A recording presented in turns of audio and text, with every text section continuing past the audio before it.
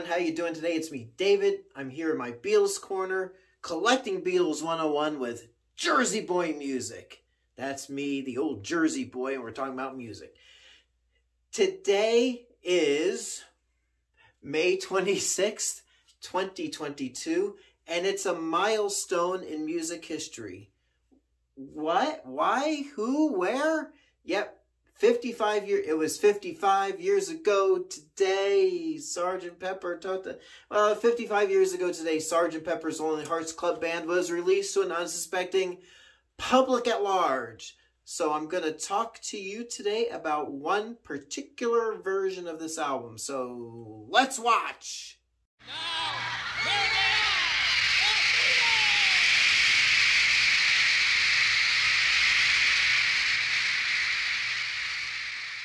So, do we really need an introduction to this record album over here?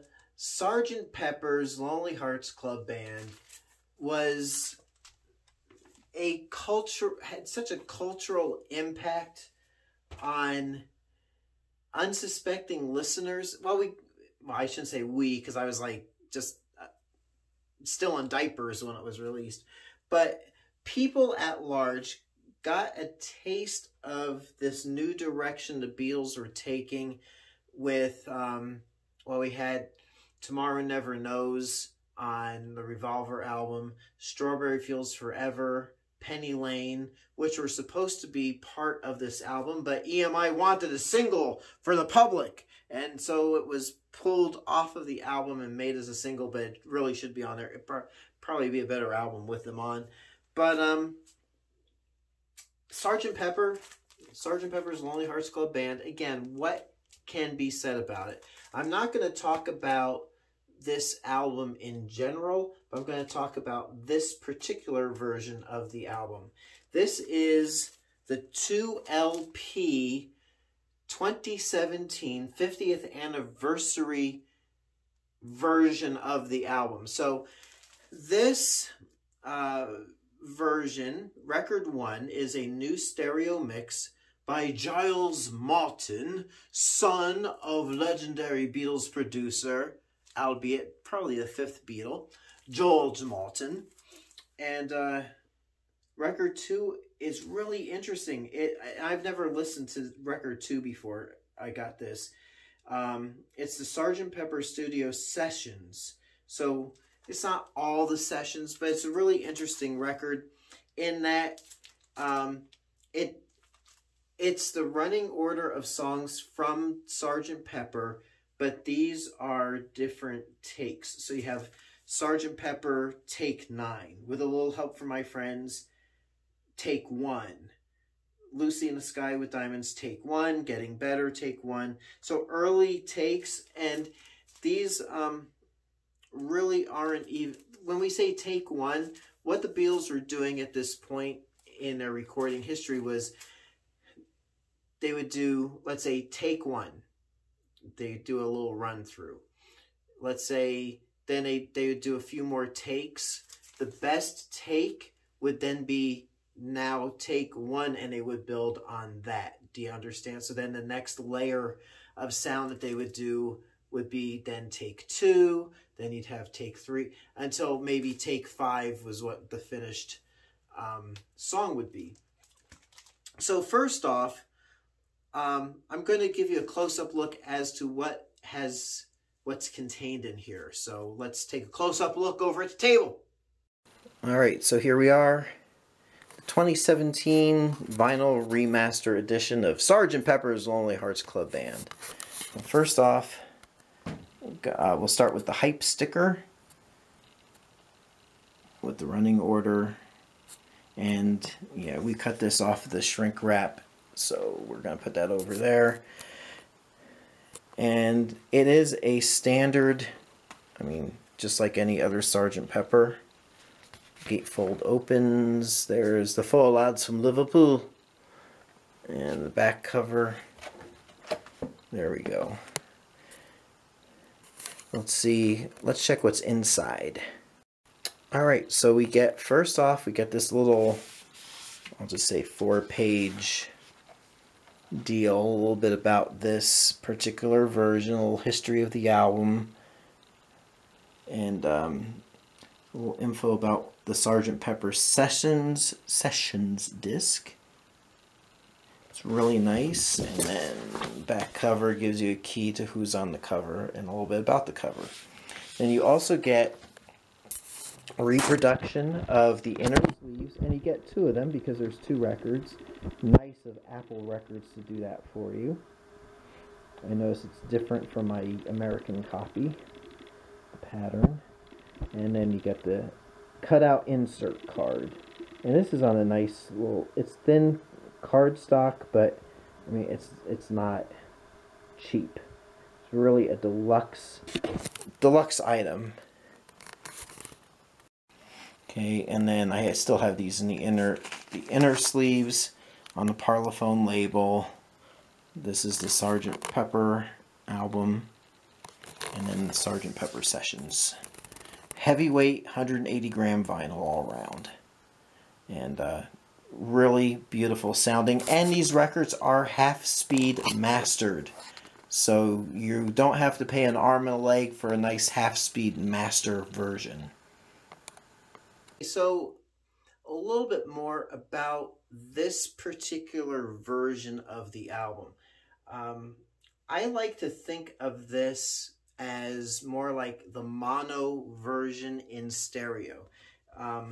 Giles Martin had this to say in the liner notes booklet.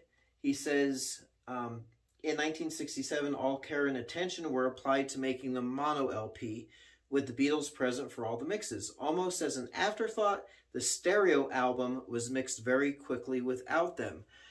So I'm going to pause there. Here's one thing when people, and yeah, I say this in a lot of videos because it just sticks in my craw. People will just throw things out like, well, you know, that album, it's not how the Beatles intended their music to be listened to, yada, yada, yada.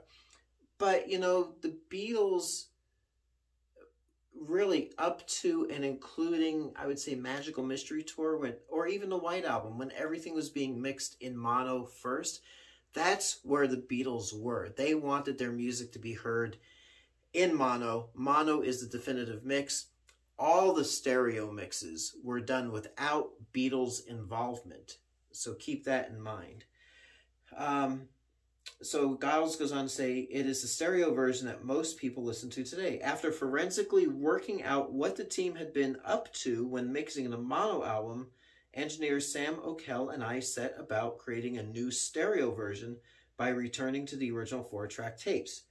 We soon realized why we were doing this. Music recorded 5 decades ago sounds both contemporary and timeless, trapped in a time lock waiting to pop like a cork from a champagne bottle.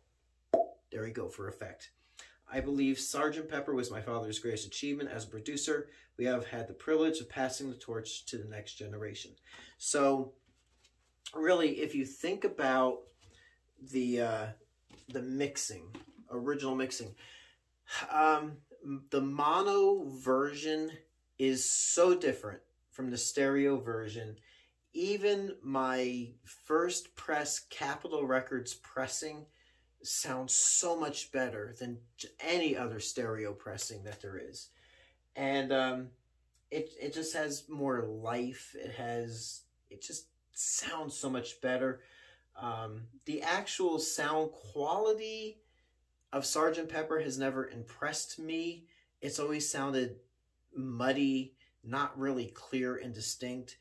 However, the 1987 compact disc to me sounds like it's got a nice life to it. I have a Japanese press, which sounds good. But it wasn't until this anniversary edition, it's like, oh my goodness gracious.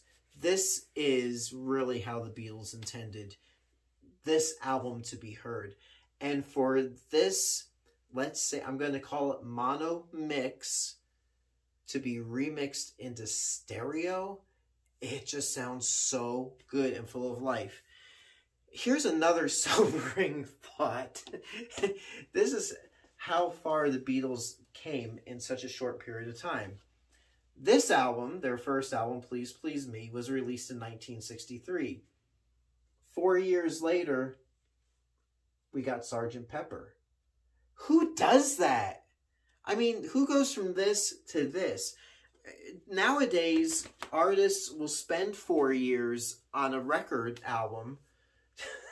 I mean, they may release it like 6 years apart. And there's no real musical progress like that.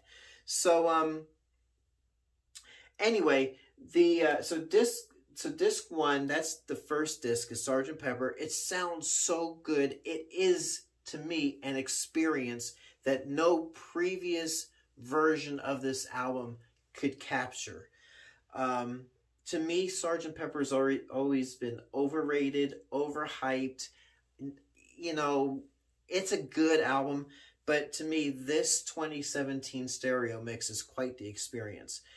The second disc, with all the stripped down original, let's say, first takes, is in itself a magical thing, because you're actually hearing the Beatles as a band. I mean, Sgt. Pepper is like this work of art, but the Sessions disc, it adds, for me, it added so much more appreciation. And I have heard a couple of those tracks on different bootlegs and whatnot, but to hear it as its own album, as it were, to me just adds so much more. And from a musician standpoint, you know, it's like if I'm learning a song, learning a bass line on a song,